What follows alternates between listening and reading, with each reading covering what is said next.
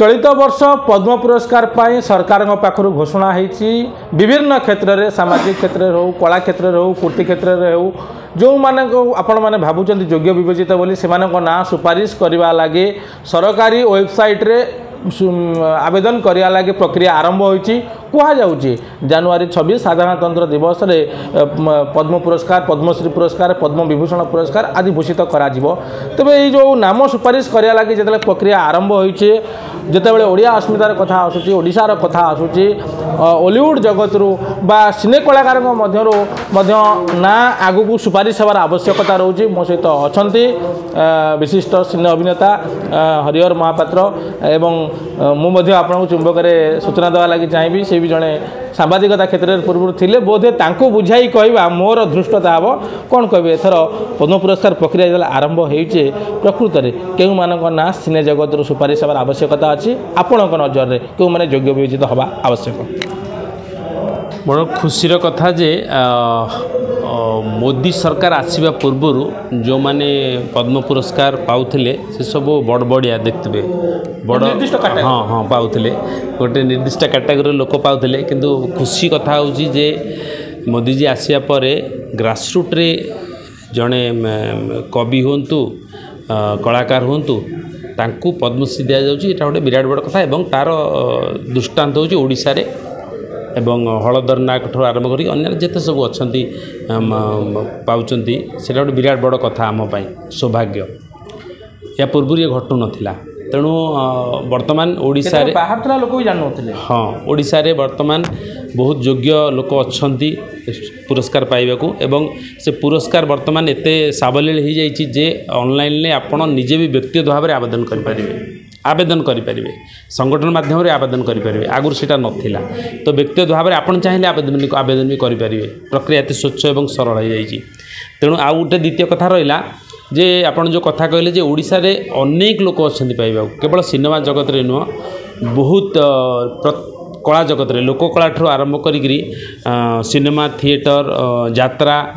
हाँ नाटक मंच दि जाऊ कारण ताको पद्म पुरस्कार गोटे निर्दिष्ट संप्रदाय निर्दिष्ट वर्गर लोकों भीतर सीमित न करा जाऊ एवं करा भी जा ही नहीं तेणु मुझे आशा करी जहाँ हम भल हम प्रत्येक वर्ष आपड़ देखुवे ओडिशा रो कलाकार माने ओडिशार शिल्पी माने पुरस्कार पाउचंती एवं तांकर हक अच्छी पाइबार एवं मु आशा करी जे आ प्रत्येक वर्ष जमी बढ़ुची लोक मैंने जड़े पाते 2 जन पाँच 3 जन पाँच सेमती भाव में निश्चित भाव में ए वर्ष भी मुझे आशा करी जे पद्म पुरस्कार निश्चित भाव में आम ओडिया कलाकार भाग्य पड़ो ओडिया कवि भाव में पड़ो हाबुडे पड़ो ओडिया शिल्पी हाथ में पड़ो आमर एपाई निर्दिष्ट भाव सिने जगत बा कलाकार प्रश्न था जेहेतु आप सिने दुनिया बिलंग्स करते आप भावुवे निर्दिष्ट किए से भीष्म पितामह जी निर्दिष्ट भाव पाइबा दरकार एवं ना से ना सुपारिश हवा दरकार ए उद्देश्य ए लक्ष्य आमर प्रश्न था आम आशा रखू जे आप निर्दिष्ट भाव किसी ना ने से व्यक्ति विशेष ना आसवा लगी आप निश्चित भाव प्रोत्साहन देवे आम मध्यम जनइबे नहीं अनेक शुणु अनेक सिनेमा इंडस्ट्री अनेक व्यक्ति अच्छा जिते विजय महांती थे से भी आम कथा उठेलु मृदास बेले भी उठीला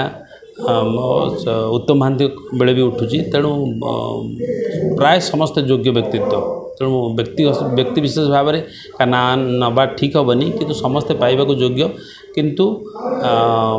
आमे समस्त सरकार को जनइबू जो माने मु सिनेमा हिसाब से आप सिनेमा सिनेमा सीमित करने को चाहूनी सबू कला हाँ सबू कलार योग्य व्यक्तित्व को पद्मश्री दि जाऊ ये गोटे खराब कथा हेनी भल कथा हे ओडिशा पद्मश्री प्रसंग बाहर आउटे अन्य एक प्रसंग को जी भारत रत्न कथा को आसवि जो कहुए डॉक्टर देवेंद्र प्रधान भाजपार मूल पिंड थे गतकाली परलोक हो जाए परिप्रेक्षी में आम सरकार निकट में दाबी रखा जे एभली जड़े एक प्रज्ञात पुरुष योग्य पुरुष को लगे भारत रत्न पदवी मिलू बा उपाधि भूषित करने लगे हरिहर महापात्र प्रथम स्वर उठाइबे कि आम माध्यम ये गोटे विराट कथा भारत रत्न होची भारतर सर्वश्रेष्ठ सम्मान तेणु योग्य व्यक्तित्व किए हेबे कहाँ को मिलवा उचित ता मु कहवा समीचीन हेनी तेणु तार प्रक्रिया अच्छी जमी आपण मन स्वतःस्फूर्त भाव में आसला ଏଇଟା ମୋ ମନେ ନାହିଁ ଆପଣ ମନରେ ଆସିନା ନାହିଁ ଯେତିକି ତାଙ୍କର ଅବଦାନ ରହିଛି ଯେଉଁଭଳି ଭାବେ ଓଡ଼ିଶାରୁ ସେ ଜିରୋରୁ ରାଇଜିଂ କରିଛନ୍ତି 1980 ମସିହାରୁ ଦୀର୍ଘ 45-46 ବର୍ଷ ତ୍ୟାଗ ଧର୍ମ ସମର୍ପଣ ଭାବରେ ଯେଉଁଭଳି ଭାବେ ଓଡ଼ିଶାରେ ସରକାର ଆସିଲା ତାକୁ ଖୁସି ପୁଲକି ଦେବା 2 ଥର କେନ୍ଦ୍ରମନ୍ତ୍ରୀ ରହିବା ଏବଂ ବୃତ୍ତିଗତ ଡାକ୍ତରୀ ଛାଡ଼ି ଲୋକଙ୍କ ସେବା କରିବାର ଯେଉଁ ଥିଲା ତାଙ୍କର ଅନନ୍ୟ ନିଶା 80 ଦଶକରୁ ଯଦି ଦେଖିବା ଏ ଦିଗରେ ଗୋଟେ ତର୍ଜମା କରାଯାଏ ଆବଶ୍ୟକତା ରହୁଛି ନା ନାହିଁ ସେ ଦିଗକୁ ଗୋଟେ ଆସିବାର ଆଲୋଚନାଟେ ହେବାର ଆବଶ୍ୟକତା ରହୁଛି ନା ରହୁନି ଆଜ୍ଞା नहीं तर्जमा आलोचना हाँ आलोचना तर्जमा हवा दरकार से मुझे कहली तार गोटे अलग प्रक्रिया से भारत रत्न सब कहली ना सबुठारु सर्वश्रेष्ठ सम्मान तेणु मु कहवा समीचीन हेनी तापाई चिंतनशील व्यक्ति अच्छा क्या दिज्व उचित तार प्रक्रिया अच्छी निश्चित भाव आप देखुते डॉक्टर हरिहर महापात्र को गोटी गोटी कर कहते जे पद्म पुरस्कार निर्दिष्ट भाव विगत एक दशंधि मध्य 2014 ରୁ 24 ये 10-11 वर्ष मध्य धारा बदली आगु लोके जाना लगी केवल जिते मिलूला जिते पाऊले सीधासख भाव से साधारणतंत्र दिवस पर लोक जाना लगी पाते एवं क्योंकि सीधासख भाव लोके संपृक्त रोचते से लबी कर डिजिटल माध्यम से अवेयरनेस निश्चित भाव ये गोटे आज दिन आह्वान रधिक अधिक पद्मश्री लगी पद्म विभूषण लगी आवेदन आसू परवर्ती समय तार निर्णय करा जाए जनवरी 26 मिलू बोली आम आशा और विश्वास रखा अधिक खबर जानिबा लगी यूट्यूब रे Austin news Odia YouTube channel को सब्सक्राइब करंतु फेसबुक रे लाइक करंतु शेयर करंतु एवं आपणकर बहुमूल्य मतामत कमेंट बॉक्स रे कमेंट करंतु जहां हमको आगो को बढ़िया लगी सहायक हो।